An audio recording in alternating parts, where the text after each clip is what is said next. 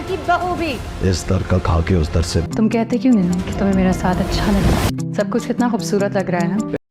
अस्सलामुअलैकुम नाज़रीन, आज मैं ड्रामा सीरियल मैकी 24 एपिसोड के रिव्यू के साथ आपकी खिदमत में हाजिर हूँ, जिसमें कि हम देखते हैं कि आयरा अपनी भाभी से मिलने आती है और उसकी भाभी उसे समझाती है कि उसे उसी घर में रहना है, वहीं टाइम देना ज़रूरी है और उसे उनके मुकाबले में खड़ा नहीं होना चाहिए था। लेकिन वो कहती है कि ज़ैद मुझसे मोहब्बत करता है तो मैं सब कुछ फेस कर लूँगी। इधर हम देखते हैं कि कशमाला और रेयान के दरमियान दिन ब दिन खटपट बढ़ती जा रही है, क्योंकि वो अपनी पुरानी एक्टिविटीज़ में मुब्तला हो चुका हुआ है और वो इरिटेट होती है। और फिर ऑफिस में हम देखते हैं कि ज़ैद और मुबशरा का आमना सामना आयरा से होता है। वो एक दूसरे को बेस्ट ऑफ लक कहते हैं और उसके बाद एक मौजा होता है कि आयरा की कंपनी को ये प्रोजेक्ट मिल जाता है। उसकी बहुत वाह वाह होती है और मुबशरा और ज़ैद के चेहरे लटक जाते हैं और मुबशरा ये बैड न्यूज़ अपने ससुर को बताती है और वो उसको भी बहुत गुस्सा आता है और वो कहते हैं कि इसकी बीवी की वजह से मेरा ये मजाक बन रहा है और ये अच्छा नहीं हुआ। जब आयरा घर पर पहुंचती है तो सब मुंह बना के बैठे होते हैं। मुबशरा अपनी अच्छाई का ढोंग जो है वो रचा रही होती है और फिर उसको कॉन्ग्रेट्स करती है और जिस पे उसका ससुर उसको मना भी करता है कि ये तुम क्या कर रही हो। तो वो कहती है कि नहीं,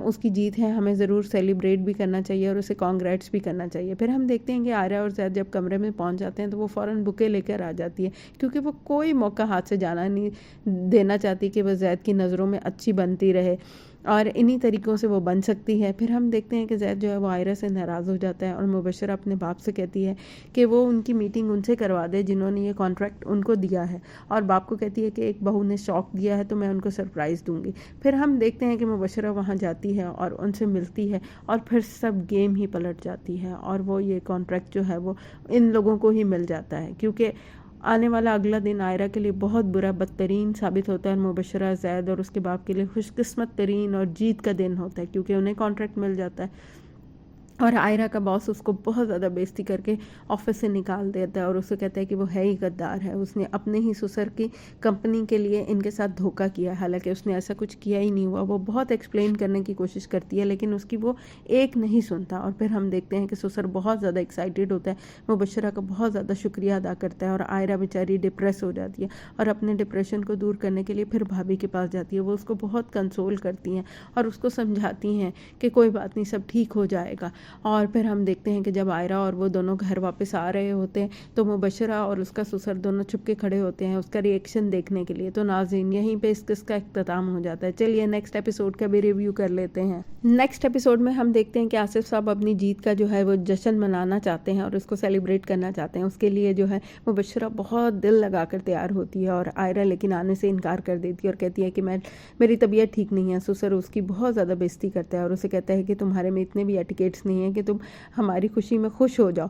फिर हम देखते हैं कि रेयान जो है वो फाइल देने के बहाने घर आता है और आयरा से फ्रैंक होने की कोशिश करता है और उसे कहता है कि तुम गुस्से में तो और भी ज़्यादा प्यारी लगती हो, और आयरा का बस नहीं चलता कि उसके मुंह पे एक थप्पड़ मारे।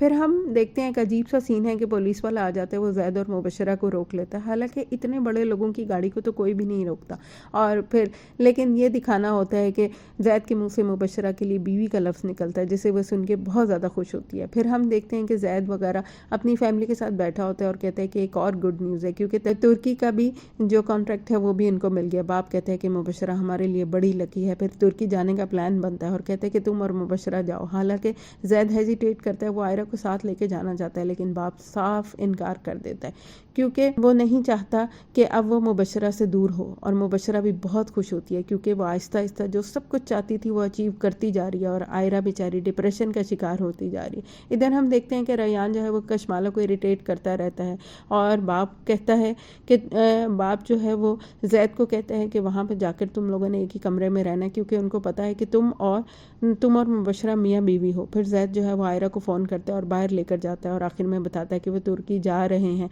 तो आयरा को बहुत बुरा लगता है क्योंकि वो उसको साथ नहीं लेके जाते। वो फिर अपनी भाभी के पास आती है, उसकी भाभी भी उसको समझाती है कि तुम घर में दिल लगाओ, अंकल आसिफ का दिल जीतने की कोशिश करो क्योंकि तुम्हारा घर तो वही है। आयरा फिर घर आती है तो पता चलता है कि कोई आ रहा है और वो जो है माहौल को बेहतर बनाने के लिए अपने ससुर को कहती है कि मैं अपनी सर्विसेज देने के लिए तैयार हूँ, लेकिन वो साफ इनकार कर देता है। क्योंकि उसने तो कभी आयरा को दिल से बहू माना ही नहीं है। और फिर वो बेचारी मजबूर होकर पूछती है कि आप मुझसे इतनी नफरत क्यों करते हैं। तो वो कहता है कि मेरे पास इतना वक्त भी नहीं है कि तुमसे नफरत करूं। और वो बेचारी अपना समूह लेकर रह जाती है। उधर हम देखते हैं कि मुबशरा जो है वो तुर्की पहुंच के बहुत ज़्यादा खुश होती है और जैद को कहती है कि वो कपड़े भी उसके निकालेगी, हम दोनों बाहर चलते हैं वगैरह वगैरह। और जो है जैद को भी लगता है कि अब मुबशरा का साथ कुछ कुछ अच्छा लगना शुरू हो गया है। फिर हम देखते हैं कि आयरा बाहर जाती है तो वो देखती है कि ये तो वही साहब बैठे होते हैं, मुजफ्फर साहब, जिन्होंने कि कॉन्ट्रैक्ट जो है वो उनको दे दिया है। वो उनसे पूछती है कि आपको मेरे नाम की मेल किसने भेजी थी। तो आसिफ जो है वो बहुत ज़्यादा रेजिस्ट करने की कोशिश करता है और कहता है कि वो उसे नहीं पूछना चाहिए और उसको मना भी करता है। लेकिन वो चूँकि बहुत हैरान होती है कि ये तो वही शख्स है जिसने सारी गेम पलट दी है, इसलिए वो कहती है कि 1 मिनट मुझे ज़रूर पूछने दें, आप मुझे ये बताएं कि मेरे नाम से मेल किसने भेजी, हालांकि मैंने तो भेजी नहीं। तो नाजरीन यहाँ पे इस किस्त का भी इख्तिताम हो जाता है और मुझे लगता है कि शायद अगली किस्त में पता चल ही जाएगा कि वो मेल आयरा ने नहीं बल्कि मुबशरा ने भेजी है और उसी ने ये सारी गेम पलटी है। तो चलिए नाज़रीन, अब नेक्स्ट प्रोमो का भी रिव्यू कर लेते हैं, जिसमें कि हम देखते हैं कि जैद और मुबशरा तुर्की में होते हैं और वो जो है मुबशरा बहुत ज़्यादा खुश होती है और कहती है यहाँ सब बहुत अच्छा लग रहा है, मौसम भी बहुत अच्छा। उसको तो जैद का साथ बहुत अच्छा लग रहा है, लेकिन जैद को कुछ इतना अच्छा नहीं लग रहा। वो उसको कहता है कि नहीं, यहाँ सब कुछ वैसा ही है। फिर हम देखते हैं कि आयरा और उसके ससुर के दरमियान ठन जाती है और वो उसको कहता है कि अफसोस कि तुम इस घर की बहू तो बन गई हो, लेकिन तुम्हें मालूम नहीं कि इस जगह की क्या आदाब है। और उसे कहता है कि तुम 2 टके की लड़की हो। तो वो कहती है कि ये 2 टके की लड़की आपकी बहू और आपके बेटे की बीवी है। लेकिन वो उससे कहता है कि इस दर और उस दर पे भीख मांगने वाली मेरी बहू नहीं हो सकती। और तुम्हारा क्या ख्याल है कि मेरे दुश्मनों से हाथ मिलाने वालों को मैं छोड़ दूंगा? ये तुम्हारी भूल है। तो नाज़रीन, अब हम देखेंगे कि सास के ससुर और बहू फिर आमने सामने आ गए हैं और ससुर जो है उसकी बेइज्जती का कोई भी मौका हाथ से जाने नहीं देता, उसके साथ बुरा ही करना चाहता है और वो तो पहले ही उसको जैद की ज़िंदगी से निकालना चाहता है। तो अब उसको अच्छा भला मौका मिल गया और वो यही समझता है कि ये उसके दुश्मनों से मिल गई है, तो अब वो इसको छोड़ेगा नहीं। तो नाजरीन, मुझे यकीन है कि आइंदा आने वाली किस्तें बहुत ज़्यादा इंटरेस्टिंग होगी। प्लीज़ नाजरीन, लाइक कर दिया करें, सब्सक्राइब करें, शेयर कर दिया करें। और अच्छा नाजरीन, अब मैं चलती हूँ, दुआओं में याद रखिएगा। अल्लाह हाफ़िज़।